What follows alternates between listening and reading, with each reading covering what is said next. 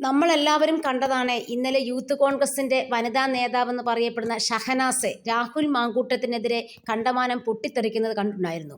ഇവർ പറയുന്നു രാഹുൽ മാങ്കൂട്ടം ഇവർക്ക് മോശം മെസ്സേജുകൾ അയച്ചിട്ടുണ്ടെന്ന്. എന്തുകൊണ്ടാണ് ഇവർ ഇന്നലെ മാത്രം വന്ന് ഇത് മീഡിയക്കാരോട് പറയുന്നത്? അതിൽ രാഷ്ട്രീയമില്ലെന്ന് പറഞ്ഞാൽ എങ്ങനെ നമുക്ക് വിശ്വസിക്കാൻ പറ്റും? അതിൻ്റെ അർത്ഥം രാഹുൽ മാങ്കൂട്ടത്തിനെതിരെ വലിയൊരു വൻ പട ഇറങ്ങിയേക്കുകയാണ്. അത് വനിതകളായാലും അതായത് പുരുഷന്മാരാന്ന് പറഞ്ഞാലും എല്ലാവരും ഇറങ്ങിയിട്ടുണ്ട് അദ്ദേഹത്തെ തകർക്കാൻ.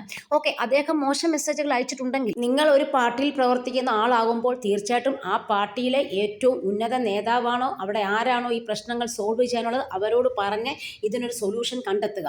ഇനിയും അദ്ദേഹം എന്നിട്ടും അനുസരിക്കുന്നില്ലെന്ന് കണ്ടു കഴിഞ്ഞാൽ തീർച്ചയായിട്ടും നിങ്ങൾക്കൊരു കേസ് കൊടുക്കാവുന്നതായിരുന്നു. അപ്പോൾ ആ സമയത്ത് നിങ്ങളെല്ലാം ചെയ്യണമായിരുന്നു. ഇപ്പോൾ വന്ന് പറഞ്ഞിട്ട് ഒരു കാര്യവുമില്ല.